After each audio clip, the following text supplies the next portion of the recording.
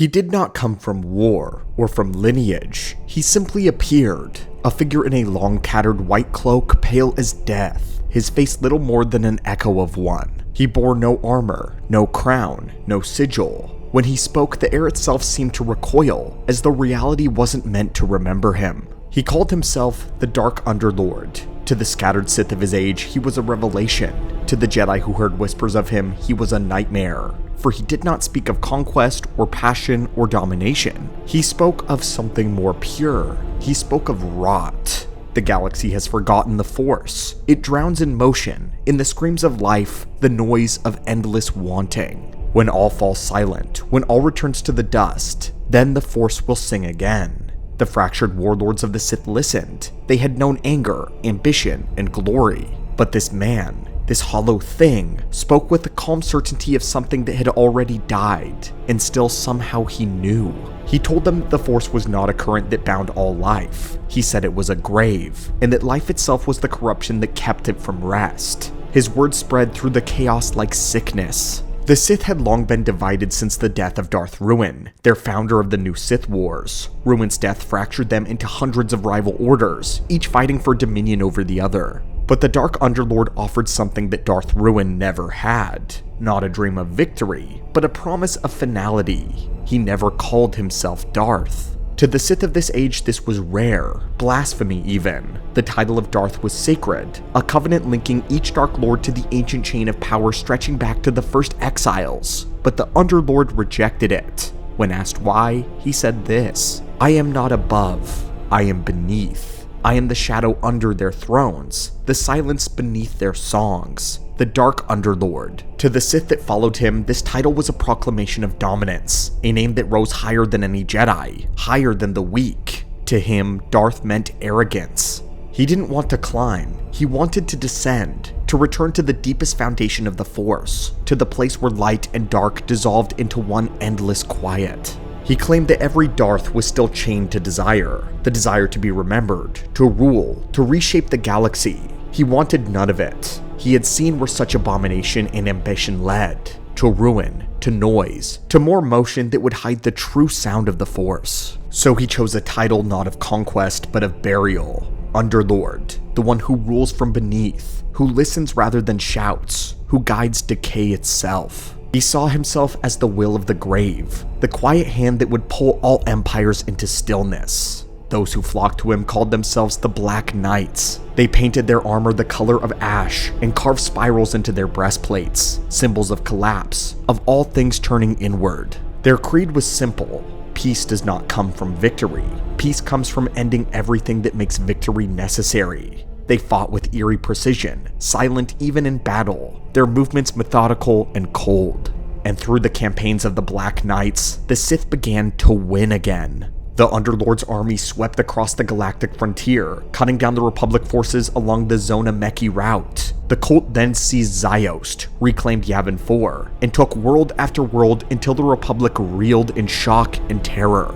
For the first time in centuries, the Sith were unified, not under passion, but under silence. They rallied behind something that they felt was older, that knew things that even the galaxy itself had attempted to forget. The Dark Underlord was clearly not human, not even mortal. But what exactly was he? The Jedi who studied his rise described him as a wound in the Force. There was no emotion emanating from him. There was no hatred sensed, no ambition, only ever stillness, a calm. He told his followers that through the dark side they could bring stillness to the galaxy. He promised them that if all things ended, if every voice fell silent, then they would finally be able to commune with the Force again as it was meant to be. Today I will share with you a truth that no one else will. The Dark Underlord was not born a Sith, he was summoned.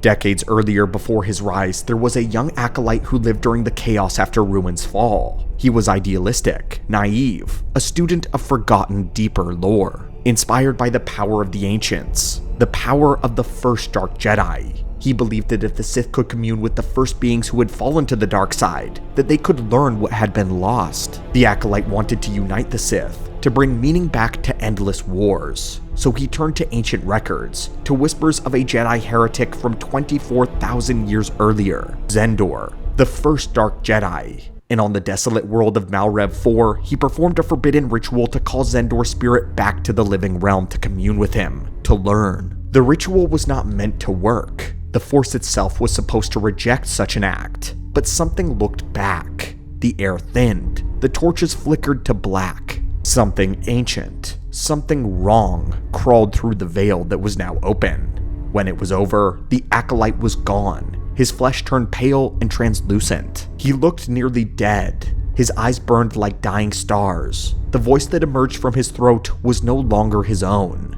"I am beneath all things," it said. The dark that remembers, the silence that endures. He walked out of the temple and disappeared for what felt like years. When he returned, he was no longer a man. He was the Dark Underlord. Centuries later in the records, Jedi and Sith historians alike would debate what exactly happened this day. They would argue that what stepped out of Malrev 4 was not a spirit at all, but something twisted by the nature of chaos. Chaos was a realm beyond life, where even the Force cannot reach. The truth, pieced together from fragmented sources, is far darker. 24,000 years earlier, at the end of the First Great Schism, the Jedi Order fought a war against a man named Xendor, the leader of the Legions of Leto. Xendor was not born evil. He was a philosopher, a seeker of a truth who believed that both the light and the dark were a part of a greater whole, together to be wielded in unity. He loved a woman by the name of Arden Lin, a warrior mystic of the followers of Palawa, and together they sought to understand the Force as both creation and destruction. When the Jedi, who were already wary of him, branded him a heretic, Xendor fought back. The war that followed nearly tore the Order in half, and when it ended, the Jedi Grand Master, a warrior and a scholar by the name of Adrista Pina, murdered Xendor, but not before committing a sin that the Jedi would later erase from their histories. The Grand Master performed the rite of severance. This was a ritual meant to cast a soul into the realm of chaos, a place outside of the Force. It was reserved only for beings who had willingly surrendered to the darkness in whole. But Xendor had not done that. He was still tethered to the light, still bound to the living Force. He was not an evil man. He was simply a misunderstood heretic. But by exiling his spirit, the Jedi Grand Master tore a hole into the natural order.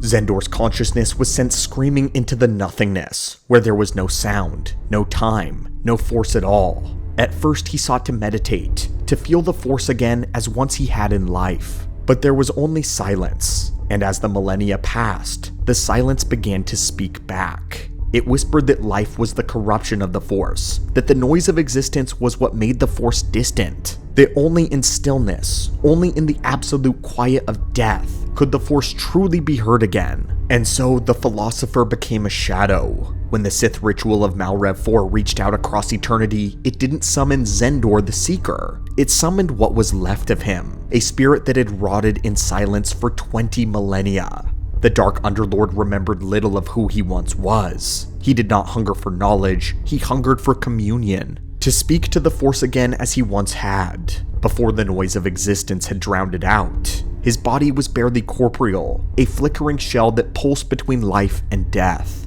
For those that saw him, they described him as skeletal, wreathed in a colorless aura that made even the light around him seem dim. He carried no weapon until he needed one, and when he did, his lightsaber was described as a beam that refused to die, its hue so deep that it looked like the color of a wound. His voice carried an almost sacred calm. Even when speaking of extinction, he did so as one speaking of peace. Life is the storm that hides the Force. I seek the calm that will come after. The Black Knights believed that they were helping him restore order, to return the galaxy to a purer state. In truth, the Dark Underlord sought something simpler, to silence every living thing so that he alone could hear the Force again. Under his command, the Sith Empire expanded faster than it had in generations. The Black Knights were terrifyingly efficient. They weren't marauders, they had become executioners. They conquered through silence, through precision, through inevitability. Worlds fell one after another. Republic fleets vanished along the Zoni-Meki route. The Underlord citadel on Malrev 4 became a black beacon,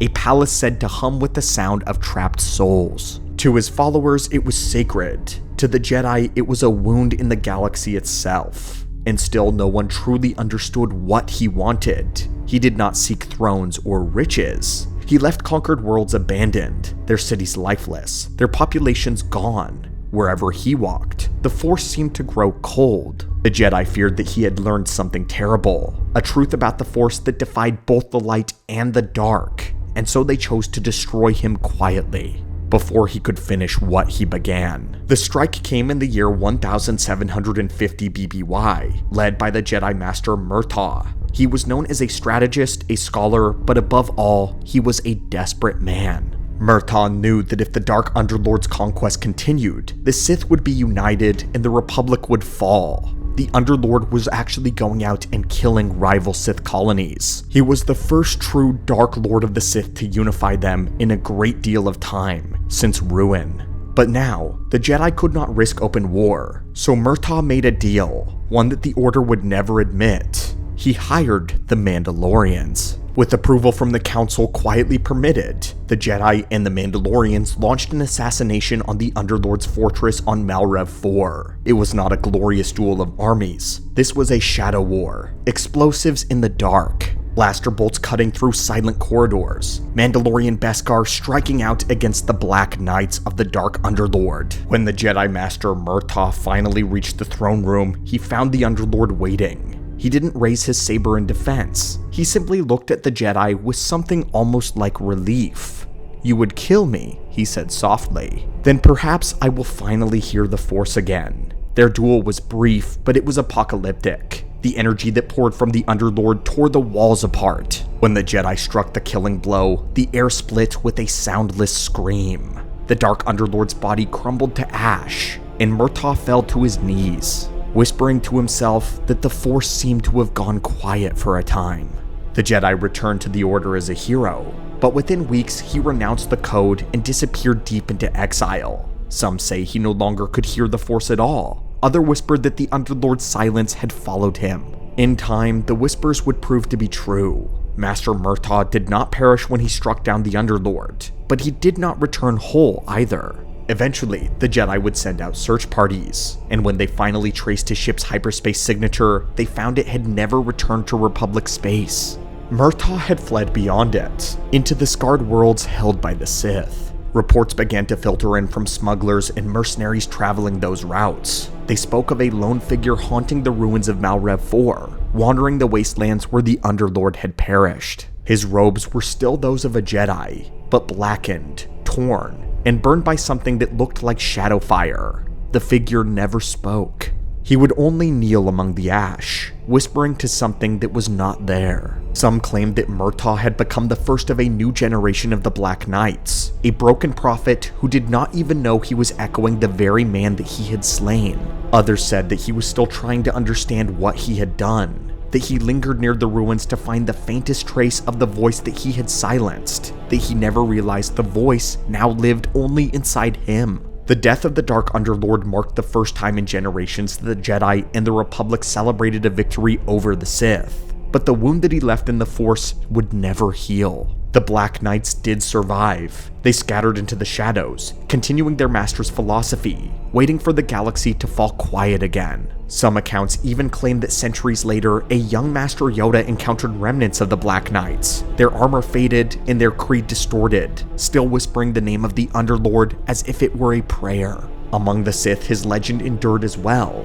When Bane studied the ruins of the new Sith Wars, he spoke of the Underlord's rise as the final failure of the old way. He came from beneath all things, and returned to them. The Sith will not rot. We must rebuild. To Darth Bane, the Underlord was a great lesson, proof that power without structure, philosophy without purpose, will only lead to destruction. It is true the Underlord had united the Sith, but for a reason none of them truly understood. The Underlord didn't ever wish to rule the galaxy. He wanted to erase it. What made the Underlord terrifying was not his armies or his victories. It was his certainty. He never raged like Ruin. He did not hunger like Nihilus or Sidious. He spoke of patience and of eternity. He told his followers that the Force was not a current flowing through life. It was the ocean that waited when life was gone. And the Underlord wanted to drown in it again. I do not hate the Jedi. I do not hate the Sith. I hate the noise between them. To him, every thought, every breath, every motion was interference, the static of a galaxy that had forgotten the true sound of the Force. He longed to strip it all away, to bring the universe to stillness so that he alone could commune with what he believed was the pure Force, untouched by life or death. He wasn't a conqueror, he was a pilgrim who had lost his way, and in that despair, sought to lead the galaxy into the grave beside him. Many believed that he was born from a heretic's punishment, shaped by eternity into silence, and brought back through the arrogance of a Sith who thought he could command the past. At the end of his story, the Underlord was a man who was very simple. He was a man who wanted to hear the Force again, but was simply too twisted. His spirit was never meant to go to chaos, but it was there where his spirit broke. So what exactly was the Dark Underlord? A man who cheated death? A fragment of Zendor's soul dragged screaming out of chaos? Or was he something worse? A wound in the Force that perhaps learned how to speak? To us, he's fascinating. The Underlord is a reminder that sometimes the darkest stories aren't even about power at all. They're about what happens when someone loses their place in the Force, and then someone who tries to carve one back out of oblivion. But anyway, my friends and lore junkies, what do you think? Was the Dark Underlord truly Zendor reborn, or a completely different kind of monster? And tell us, which forgotten Sith Lord should we cover next? This is another old Sith tale, built on the skeleton of truth, reshaped for the sake of legend. And somewhere in the cracks between myth and memory, you will always find the darkness waiting. As always, may the Force be with you.